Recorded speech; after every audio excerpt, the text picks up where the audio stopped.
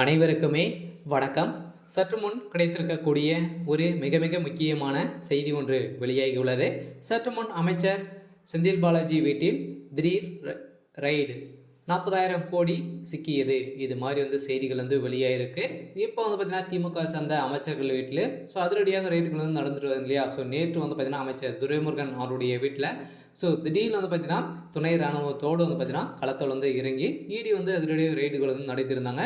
அந்த ரைடின் அடிப்படையில் தொடர்ந்து திமுக சார்ந்த அமைச்சர்கள் ஊழல் வழக்கில் சிக்கியிருக்காங்க இல்லையா. அவங்களுக்கெல்லாம் அடுத்தடுத்து ரைடுகள் விட போகிறதாக பார்த்தீங்கன்னா டெல்லி மேலிடமே அதிரடியாக உத்தரவு போட்டு இருக்கக்கூடிய நிலையில் இப்போ ஆளுநர் RN ரவி அவர்கள் போட்ட அதிரடி உத்தரவால் தான் இப்போ திமுகவில் பெரும் அரசியல் களமே பெரும் கதிக்கிழங்கு போய் இருக்குது.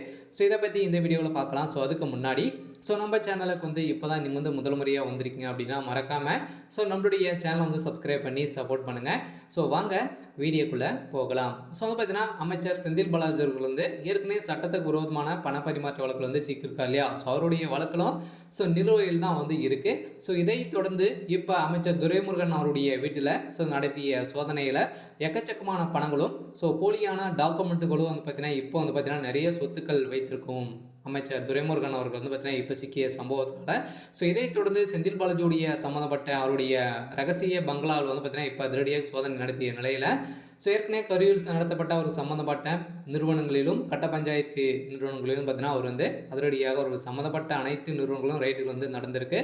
இந்த ரெடியின் அடிப்படையில் பார்த்தீங்கன்னா இப்போ திமுக சேர்ந்த அமைச்சர்களும் பார்த்தீங்கன்னா இப்போ பெரும் கதி கலங்கி போய் தான் இருக்காங்க. அதனால் திமுகவுடைய அமைச்சர்கள் சிக்கிருக்காங்க இல்லையா. ஊழல் வழக்கு சிக்கியிருக்காங்க. அவங்க அனைவருமே பார்த்தீங்கன்னா அதிரடியாக தண்டனை அனுபவித்தே ஆக வேண்டும் அப்படின்ற மாதிரி தான் பார்த்தீங்கன்னா இப்போ டெல்லி மேலிடமே களத்தில் இறங்கி ரைடுகள் அனைத்து அமைச்சர்களும் நடந்துட்டு இருக்கு.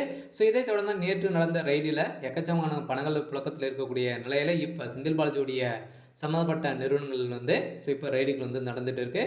இன்னும் பார்த்தீங்கன்னா கொஞ்சம் நேரத்தில் இவ்வளோ என்னென்ன டாக்குமெண்ட்டுகள்லாம் கிடைக்க போகுது அப்படின்றத ஒரு அதிகாரப்பூர்வமாக வெளியிட போகிறாங்க. அதனால் இது வரைக்குமே மூட்டையாக சில 40,000 கோடி ஊழல் செஞ்சுருக்காரு. இதுக்கான பணங்கள் பாதி பணங்கள் 20,000 கோடி சிக்கியிருக்கு. அவருடைய வீட்டில் ரகசிய அறையில் சிக்கிய சம்பவம் பெரும் அதிர்ச்சியை அளிச்சிருக்கு. இதனால் செந்தில் பாலாஜியுடைய வழக்கும் மீண்டும் சூடு பிடிக்க ஆரம்பித்திருக்கு. ஏற்கனவே ஊழல் வழக்கு தான் சிக்கியிருக்கா இல்லையா. இந்த வழக்கில் மீண்டும் திமுகவுடைய தலைமையகத்துக்கே பெரும் கதிக்கிழங்கு போய் தான் இருக்காங்க.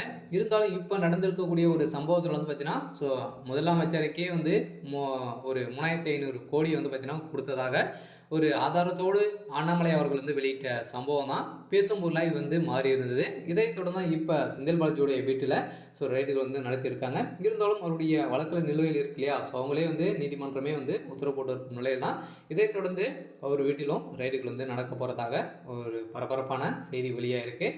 சரி, ஓகே. இன்றைக்கான அப்டேட் பார்த்தீங்கன்னா இதுதான். மறக்காமல் நம்மளுடைய சேனலை சப்ஸ்கிரைப் பண்ணி சப்போர்ட் பண்ணுங்கள். தேங்க்யூ.